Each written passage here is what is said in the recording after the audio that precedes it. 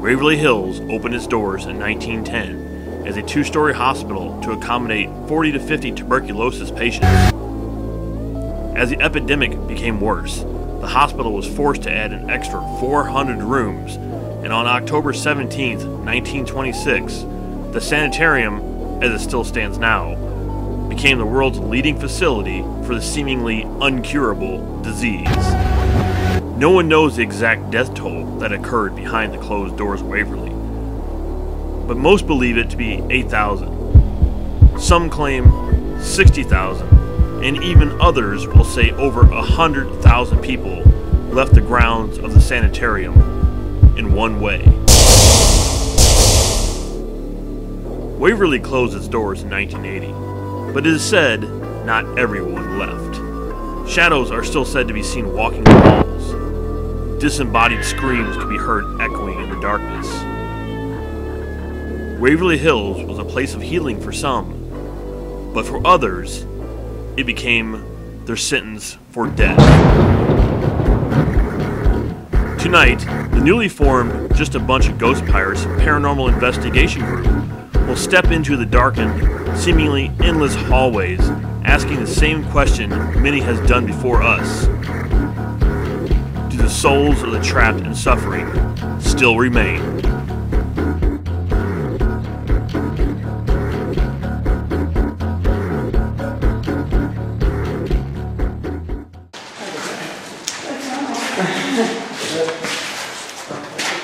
This particular room, a lot of people skip this room while they're aware of it. And why is beyond me. I think it's because we do have security lights outside the windows, and this room's a little bit lit up, where it's not as dark as the rest of the building. However, activity can happen at any place at any time inside Waverly. It even happens outside of Waverly. In fact, some of the better things that we've captured at Waverly has been during the daylight hours. This particular room used to be the linen room of Waverly Hills, but it took a different role. When the body chute would get backed up because of this winching system, this also became a holding area. It wouldn't have been uncommon to see this room filled with gurneys and bodies waiting to go down the body chute. This right here is electroshock therapy. A lot of people ask, why did they have electroshock therapy back in the days of Waverly Hills? Well, it's because tuberculosis can affect any part of the human body, and sometimes it goes to the brain. And back in the days of Waverly Hills, the only way that they knew to calm these patients down after they become mad, and let's do electroshock therapy. This room, like I said, was very, very active. You notice that there's plasters that's missing off the walls, and the ceiling's gone in this room. I was in here when that came down. And this is an answer to your question. Why we don't allow Ouija boards or provoking inside this building. Talk generates activity. They love to be acknowledged. And they'll give you answers. They love to show off for people. But please be respectful to them. Because we had a very famous group that came in here, and it's not the group you're thinking of. What I will into was Brian Harness from Texas. He was here. And I've never seen him do this before in my life, but before I could get to him to stop him, and I mean I was here with him when he had a group of people in here, he was distastefully provoking, and he started calling the spirits names. He was demanding that they come out. And before I could stop him, after I done told him to shut up, he went on and he called it a name. As soon as he did, the plaster, it's almost like it exploded off the walls. And the ceiling came down on top of us. We had to evacuate everybody out. Several people got hurt. Anybody that's ever, I know you guys are going to do this, but just to show you the power of Waverly, anybody that's ever provoked inside this building has got it. It does it every time. The building pretty much takes care of itself. For the most part, there's nothing in Waverly Hills that can harm you. However, I'd be lying to you if I didn't tell you there's a few bad things. But trust your gut instinct. If you don't feel good in an area, don't stay in that area. Believe me, you'll know if it's bad. You'll get chills, you'll know if it's bad. And if you hear a growl come out of any of these rooms, don't stay in that room. A growl is a threat. Not saying it's going to happen, but it has happened in the past before.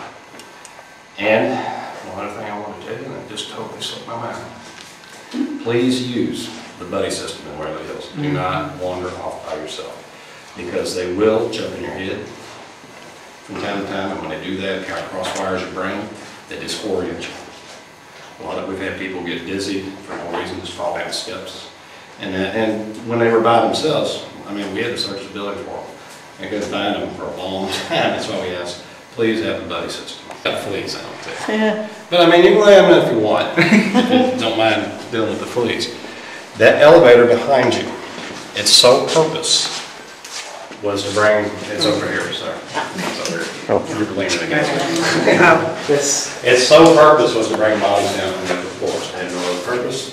And believe it or not, 3 weeks ago, we actually heard that thing run. We heard it turn on and ring in between the floors. It's done more than once, but it's been several years since it happened.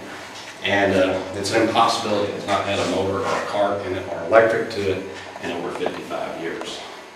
We usually see small children coming out of this room. Don't know why. I don't know what they'd be doing hanging around more. I actually chased one years ago thinking it was a trespasser. There's nobody there. We do that a lot here. We chase a lot of apparitions. I mean, they look like people. And most times, it's not people. There's no part there. The first floor is the physical floor.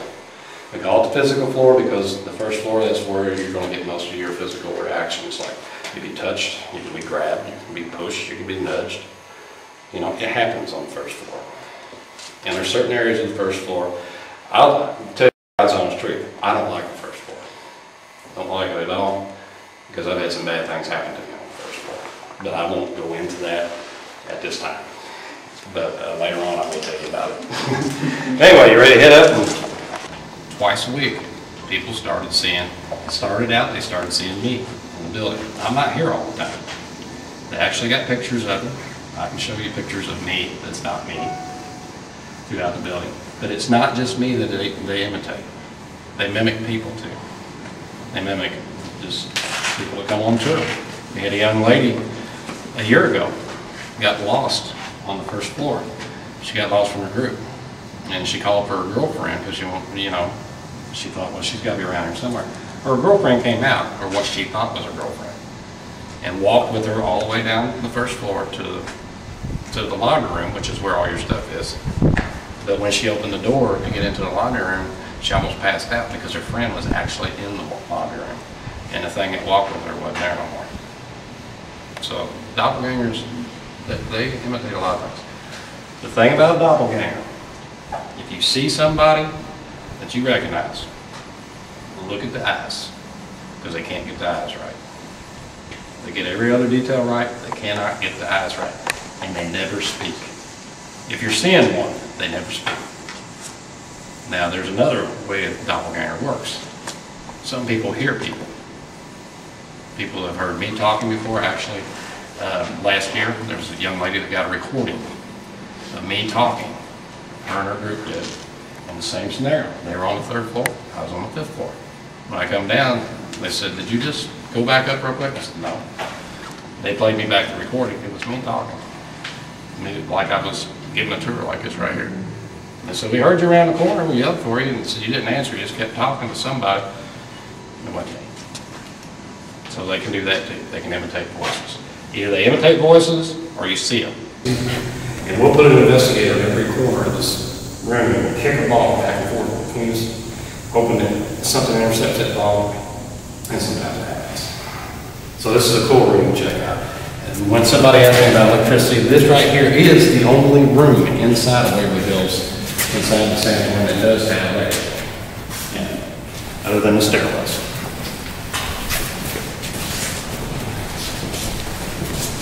Oh, that does. Yeah, good.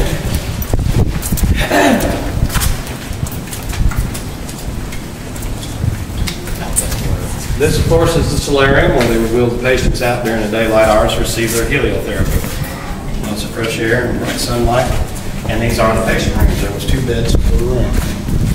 And many people that come to Waverly Hills ask about why aren't these windows back here? There never was any windows. Brass screens. And it wasn't uncommon to see patients out here during the winter months even. With snow at the foot of the bed. People on top of the bed. It was very, very fresh air for them to be out in it as much as possible and get the sunlight as much as possible. I know a lot of people have said in the past, it's like, man, this has been cruel on patients to put them out here in 30-degree temperature and stuff like that. If you've ever used an electric blanket or a heat lamp, you can thank Waverly Hills for that. They were the first ever to have such devices. Waverly Hills back in its time was sort of like the Mayo Clinic of tuberculosis sanatoriums. They were far advanced, more than any other sanatorium in the country. This particular room here, and you can know it by that plaque right there, it's on the wall, is Mrs. Higgs' room. The importance of this room, especially for paranormal investigators, is any thermal image that you've ever seen come out of Waverly Hills happened in this area, in that hallway, across from Mrs. Higgs' room. The thing that ran across on taps, this is where it happened. Ran out of Mrs. Higgs' room into the room across the hallway.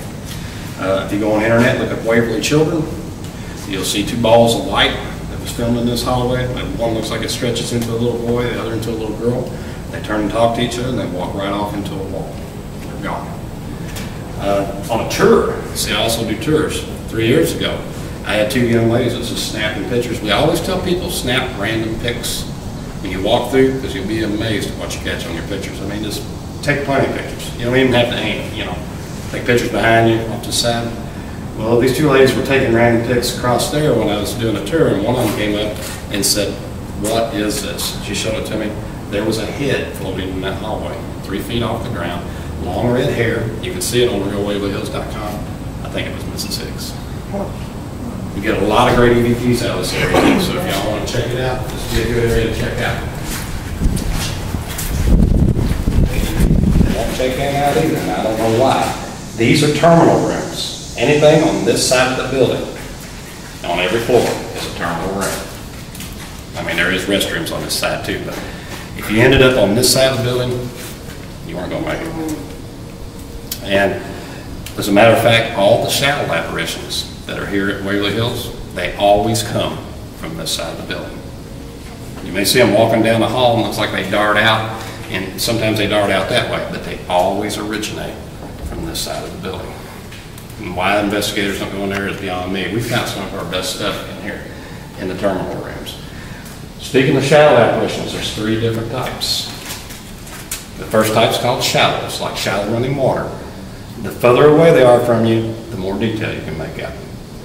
The closer they get to you, the more they're going to dissipate to your eyes, because they're very, very faint in nature, and they're very, very fast. You're mainly going to see these out of your peripheral vision, and I'll show you a way to do that a little bit later on, how we test for them here at Waverly.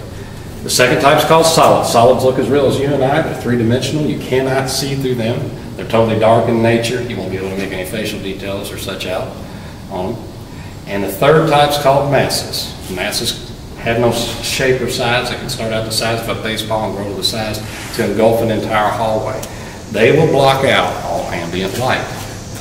All shadow apparitions will dissipate with any form of light. It's just a black picture. The guards were trying to get to them. They were trying to crawl out that window. And they kept saying, "Let us out." The people won't let us out.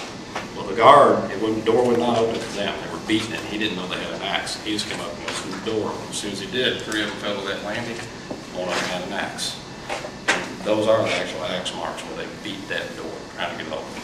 I can contest for them because I could get that door open and lock it in. I had this door slammed on me before, 2 years back, and almost broke my body shape. It's 487 feet down. Oh, and believe me, it's 487 feet down. I won't be doing that. No part. See. So if you got asthma, claustrophobia, smoke, whatever, it's extremely hard to make up these steps. You notice all these steps are slanted downwards. So when you're going down, it gives you a sensation like you're being shoved down. And it makes it much harder to get up. If you do decide to go down the body chute, stay on the steps. Don't get on the ramp, because the ramp does have tiny nails that you can't see with your flashlight. They just barely stick out, and I've seen you grab the bottoms of people's feet before and throw them all the way to the bottom. Once you start falling down the body chute, you can't stop. Shine your light all the way down there really good. True. It doesn't look that far. It doesn't look that far, but it's extremely far. It looks far. It looks far to me.